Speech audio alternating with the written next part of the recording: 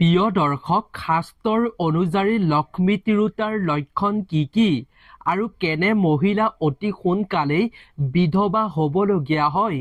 কোন তিনিটা ভুল কৰা মহিলাসকল অতি সোনকালেই বিধৱা হ'বলগীয়া হয়? আজিৰ এই ভিডিঅ'টোৰ জৰিয়তে আপুনি সুন্দৰভাৱে জানিব পাৰিব লক্ষ্মী তিৰোতাৰ লক্ষণ কি হয় আৰু কোন তিনিটা ভুল কৰা মহিলাসকলে নিজৰ স্বামীক হেৰুৱাবলগীয়া হয়, নিজৰ স্বামীৰ আয়ুস কম হৈ পৰে আৰু তেওঁলোকৰ জীৱনৰ পৰা সকলো সুখ শান্তি নাইকিয়া হৈ পৰে। প্ৰিয় দৰ্শক, স্বয়ং মহাদেৱেই কৈছে যে এই তিনিটা ভুল কৰা মহিলা অতি সোনকালে বিধৱা হ'বলগীয়া হয়। গতিকে এই ভিডিঅ'টো আজিৰ মহিলাসকলে এবাৰ সম্পূৰ্ণকৈ চোৱাটো খুবেই জৰুৰী। প্ৰিয় দৰ্শক, শাস্ত্ৰৰ অনুযায়ী নাৰীসকল হৈছে লক্ষ্মীৰ স্বৰূপ আৰু যিখন ঘৰৰ মহিলাসকলৰ ওপৰত মাতা লক্ষ্মীৰ কৃপা থাকে সেইখন ঘৰত ধন সম্পত্তি সকলো দিনাই ভৰি থাকে আৰু সকলো ক্ষেত্ৰতে স্বামী উন্নতি হ'বৰ বাবেও সক্ষম হয়। শাস্ত্ৰৰ অনুযায়ী লক্ষ্মী তিৰোতাৰ কিছুমান লক্ষণৰ বিষয়ে সুন্দৰভাৱে শ্বেয়াৰ কৰিছে, যিসমূহ লক্ষণ এগৰাকী মহিলাৰ লগত থাকিলে এইগৰাকী মহিলাৰ ঘৰখন উন্নতি হ'বই হ'ব আৰু সেইগৰাকী মহিলাৰ স্বামীয়ে সকলোতে সফলতা পাবলৈ সক্ষম হোৱাটো একেবাৰে নিশ্চিত। প্ৰিয় দৰ্শক, এই ভিডিঅ'টোত আমি লক্ষ্মী চৰিত্ৰত উল্লেখ থকা লক্ষ্মী তিৰোতাৰ কিছুমান লক্ষণৰ বিষয়ে আপোনালোকৰ লগত শ্বেয়াৰ কৰিম। লগতে প্ৰিয় দৰ্শক, পুৰণি শাস্ত্ৰৰ অনুসৰি আৰু লোকবিশ্বাস অনুসৰি কিছুমান মহিলাই অজানিতে নাইবা জানি শুনি এনে কৰ্ম কৰে। শাস্ত্ৰই কৈছে যে যি মহিলাই এনে তিনিটা ভুল কাম কৰিব যাৰ ফলস্বৰূপে তেওঁলোকৰ স্বামীৰ আয়ুস দিনক দিনে কমি যাবলৈ আৰম্ভ কৰিব আৰু ফলস্বৰূপে তেওঁলোকে স্বামীক হেৰুৱাই অকালতে বিধৱা হ'বলগীয়া হয়। গতিকে প্ৰিয় দৰ্শক, ভিডিঅ'টোৰ মূল বিষয়বস্তুৰ মাজলৈ আগবঢ়াৰ পূৰ্বে আপুনিও যদি লক্ষ্মী দেৱীৰ আশীষ লাভ কৰিব বিচাৰে, সঁচা অৰ্থে আপুনিও যদি মাতা লক্ষ্মীৰ কৃপাত ঘৰখনলৈ সুখ সমৃদ্ধি আনিব বিচাৰে, তেন্তে আপুনি কমেণ্টত জয় মা লক্ষ্মী বুলি অৱশ্যেই লিখিব আৰু ভিডিঅ'টোত অৱশ্যেই এটা লাইক কৰিব। লগতে এনেধৰণৰ শাস্ত্ৰ সম্বন্ধীয় বিভিন্ন নজনা কথাসমূহ জানিবৰ বাবে এই চেনেলটো ছাবস্ক্ৰাইব কৰি ছাইডতে থকা বেল আইকনটো অৱশ্যেই অল কৰি ৰাখিব। গতিকে আহক আমি ভিডিঅ'টোৰ তেন্তে মূল বিষয়বস্তুৰ মাজলৈ আগবাঢ়ো। প্ৰিয় দৰ্শক, লক্ষ্মী চৰিত্ৰৰ অনুসৰি ঘৰত লক্ষ্মী দেৱী বাস নকৰাৰ অৰ্থাৎ ঘৰৰ পৰা লক্ষ্মী দেৱী হানি হোৱাৰ 7টা লক্ষণৰ বিষয়ে আপোনাক প্ৰথমেই কৈ ল'ব খুজিছোঁ। আজিৰ ভিডিঅ'টোত আমি ক'ব খোজা এই প্ৰতিটো কথাই আপোনাৰ বাবে জানি লোৱাটো খুবেই জৰুৰী। প্ৰিয় দৰ্শক, লক্ষ্মী চৰিত্ৰত লক্ষ্মী হানি হোৱাৰ প্ৰধান 7টা লক্ষণ হৈছে ঘৰখন অপৰিষ্কাৰ হৈ থকা, পৰিষ্কাৰ পৰিচ্ছন্নতাৰ অভাৱ। যিখন ঘৰত পৰিষ্কাৰ পৰিচ্ছন্নতাৰ অভাৱ হয় তথা ঘৰখন পৰিষ্কাৰ নকৰে, ঝাৰু নিদিয়ে, তেনে ঘৰত লক্ষ্মী হানি হ'বই হ'ব। তেনে ঘৰত লক্ষ্মীয়ে বাস নকৰে। সেইবাবেই ঘৰখন সদায় পৰিষ্কাৰ পৰিচ্ছন্নতা কৰি ৰখাটো জৰুৰী। 2 নম্বৰতে হৈছে অত্যাধিক খং আৰু চিঞৰ বাখৰ। যিখন ঘৰত অত্যাধিক খং ৰাগ চলি থাকিব, অত্যাধিক চিঞৰ বাখৰ প্ৰতিটো সময়তে হৈ থাকিব, সেইখন ঘৰত লক্ষ্মী হানি হ'বই হ'ব। সেইখন ঘৰলৈ লক্ষ্মীৰ কেতিয়াও প্ৰৱেশ নঘটে। সেইখন ঘৰত সকলো প্ৰকাৰৰ অভাৱ অনাটনে দেখা দিব। সেইবাবেই ঘৰখনত এনে পৰিৱেশ কৰি নাৰাখিব। 3 নম্বৰতে হৈছে অহংকাৰ আৰু আনক তুচ্ছ জ্ঞান কৰা। অতিথি আহিলে অৰ্থাৎ আলহী আহিলে সেৱা নকৰা। এনে যিখন ঘৰত কৰিব সেইখন ঘৰত লক্ষ্মী হানি হ'ব।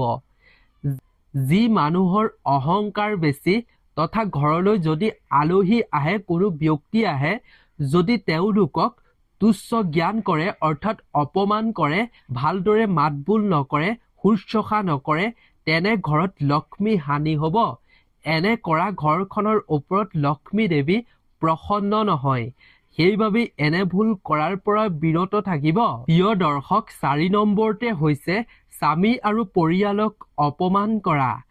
যিখন ঘৰৰ মহিলাসকলে নিজৰ স্বামী আৰু ঘৰখনৰ পৰিয়ালক অপমান কৰে প্ৰতিটো কথাতে, তেনে ঘৰত লক্ষ্মী হানি হয়।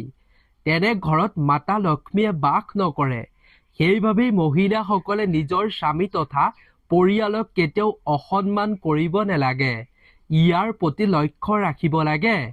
5 নম্বৰতে হৈছে যিখন ঘৰত পুৱা গধূলি ধূপ চাকি নজ্বলাই ধৰ্মৰ ৰীতি নীতি পালন নকৰে, তেনে মহিলাৰ ঘৰত লক্ষ্মী হানি হয়। তেনে মহিলাৰ ঘৰত লক্ষ্মী দেৱীয়ে বাস নকৰে। 6 নম্বৰতে হৈছে যিখন ঘৰত দান পুণ্য বা কাকো সহায় নকৰে, তেনে ঘৰত লক্ষ্মী হানি হয়। তেনে ঘৰৰ ওপৰত লক্ষ্মী দেৱী অসন্তুষ্ট হয় বুলি কোৱা হৈছে। 7 নম্বৰতে হৈছে প্ৰিয় দৰ্শক, যিখন ঘৰত ৰাতি জোঠা বাচন থৈ দিয়ে, সেইখন ঘৰত লক্ষ্মী হানি হয়।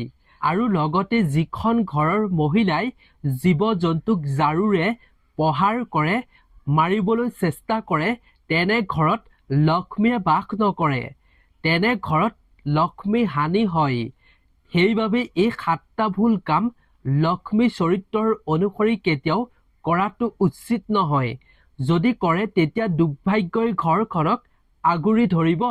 ইয়াৰ প্ৰতি লক্ষ্য ৰাখিব। প্ৰিয় দৰ্শক, এতিয়া আমি জানো আহক লক্ষ্মী চৰিত্ৰৰ অনুসৰি লক্ষ্মী দেৱীক আকৰ্ষণ কৰাৰ 7টা লক্ষণ।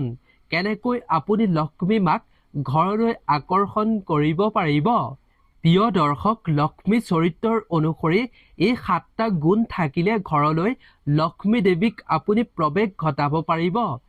1 নম্বৰতে হৈছে ৰাতিপুৱা সোনকালে উঠি ঘৰখন ভালদৰে চাফ চিকুণ পৰিষ্কাৰ কৰা ঘৰলৈ লক্ষ্মী আকৰ্ষণ হয়।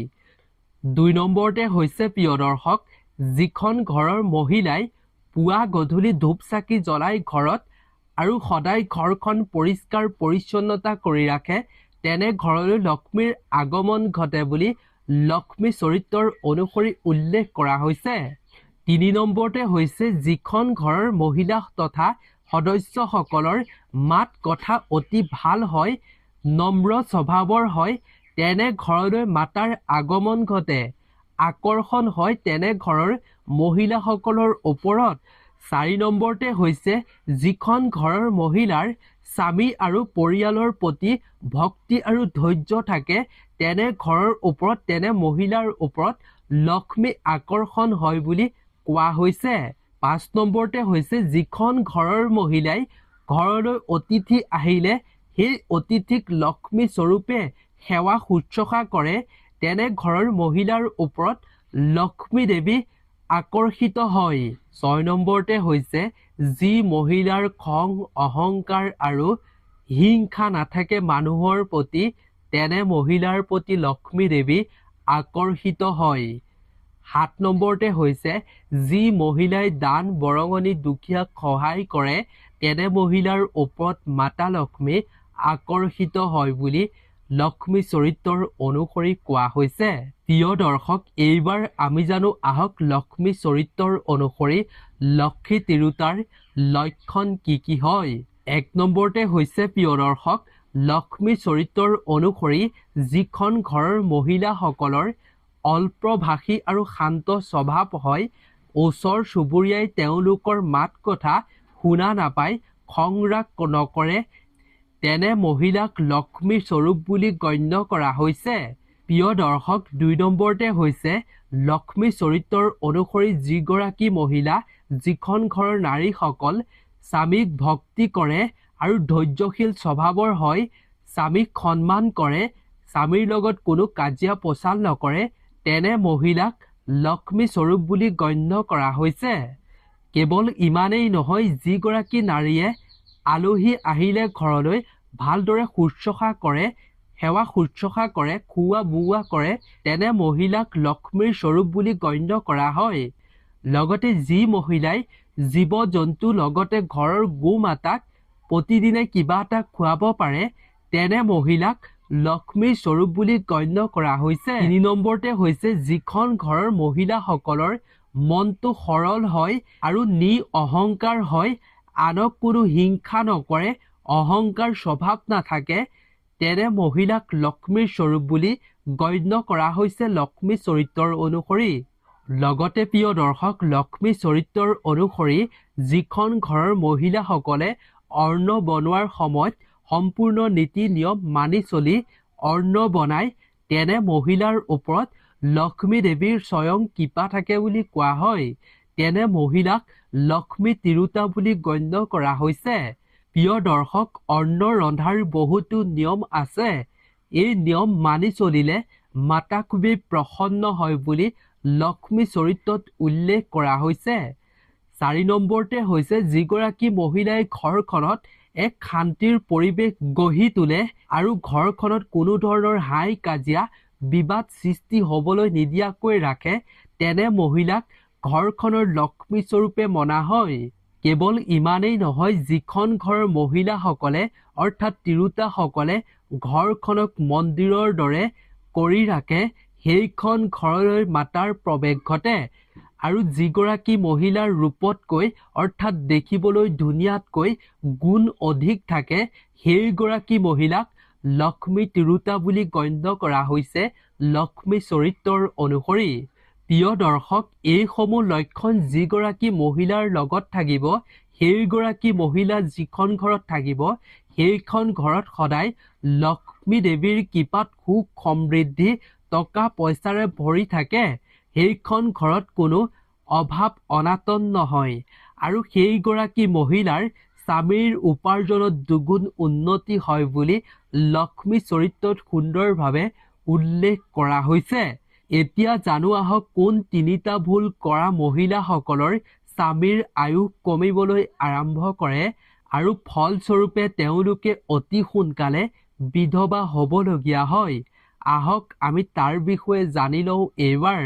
প্ৰিয় দৰ্শক, এবাৰ ভগৱান শিৱক মাতা পাৰ্বতীয়ে প্ৰশ্ন কৰিছিল যে, হে স্বামী, কোনসকল মহিলাই অতি সোনকালে বিধৱা হ'বলগীয়া হয়? কি ভুল কৰা মহিলাই অতি সোনকালে নিজৰ স্বামীক হেৰুৱাব লগা হয়?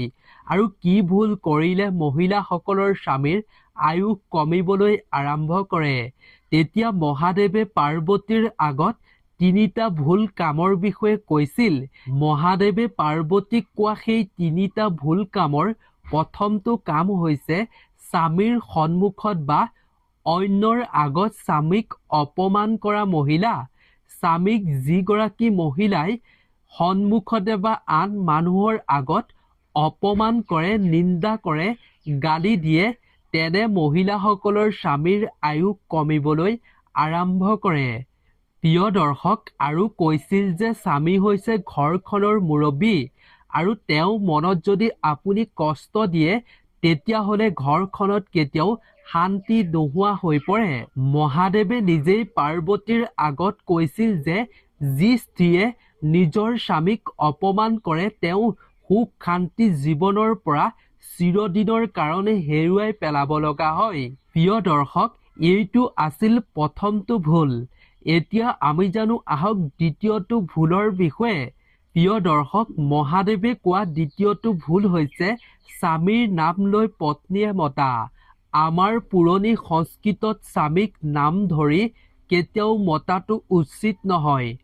মহাদেৱে কৈছিল যে যিগৰাকী স্ত্ৰীয়ে অৰ্থাৎ যিগৰাকী নাৰীয়ে নিজৰ স্বামীৰ নাম ধৰি মাত বোল কৰিব, সম্বোধন কৰিব, তেনে মহিলাই জীৱনৰ পৰা খুব কম দিনতে সুখ শান্তি হেৰুৱাই পেলাব লগা হয়। কাৰণ এনে কৰা মহিলাসকলৰ স্বামীৰ আয়ুস অতি সোনকালে কমিবলৈ আৰম্ভ কৰে। লগতে কৈছিল যে এনে মহিলাসকলেই অতি সোনকালে বিধৱা হ'ব লগা হয়। প্ৰিয় দৰ্শক, এইবাৰ জানো আহক মহাদেৱে মাতা পাৰ্বতীৰ আগত কোৱা তৃতীয়টো ভুলৰ বিষয়ে। প্ৰিয় দৰ্শক, তৃতীয়টো ভুল হৈছে স্বামীৰ আগতেই খোৱা। যিগৰাকী মহিলাই স্বামীয়ে খাদ্য খোৱাৰ আগতে খাই বৈ আজৰি হয় আৰু স্বামীৰ প্লেটৰ পৰা খোৱা হাতেৰে যিগৰাকী মহিলাই লৈ আনি নিজে খায়, সেইগৰাকী নাৰীৰ স্বামীৰ আয়ুস কমিবলৈ আৰম্ভ কৰে। আমাৰ সনাতন ধৰ্মত স্বামীক প্ৰথমেই ভোজন দিয়া হয় আৰু স্বামীয়ে খোৱাৰ পাছতে পত্নীসকলে খোৱাটো উচিত। এই নিয়ম যিগৰাকী নাৰীয়ে ভগ্ন কৰে সেইগৰাকী স্বামীৰ স্বাস্থ্যৰ ওপৰত প্ৰভাৱ পৰে আৰু সেইগৰাকী নাৰীৰ স্বামীৰ আয়ুসো কমিবলৈ আৰম্ভ কৰে। ফলস্বৰূপে সেইগৰাকী মহিলাই অতি সোনকালে বিধৱা হ'বলগীয়া হয়। সকলো জীৱনৰ পৰা সুখ শান্তি হেৰুৱাই পেলাব লগা হয়। গতিকে প্ৰিয় দৰ্শক, মহিলাই কৰা এই সৰু সৰু ভুলৰ বাবে স্বামীৰ ওপৰত পৰিব পাৰে প্ৰভাৱ। গতিকে আপুনিও যদি স্বামীৰ মংগল কামনা কৰে, আয়ুস বৃদ্ধি হোৱাটো বিচাৰে, তেন্তে এই 3টা ভুল কেতিয়াও নকৰিব। গতিকে আজিৰ ভিডিঅ'টো ইমানেই আছিল। আশা কৰোঁ ভিডিঅ'টো চাই অৱশ্যেই ভাল পালে। প্ৰিয় দৰ্শক, যদি ভিডিঅ'টো চাই ভাল পালে তেন্তে আপোনাৰ বন্ধুবৰ্গৰ লগতো যিমান পাৰে শ্বেয়াৰ কৰি তেওঁলোককো উপকৃত কৰিব।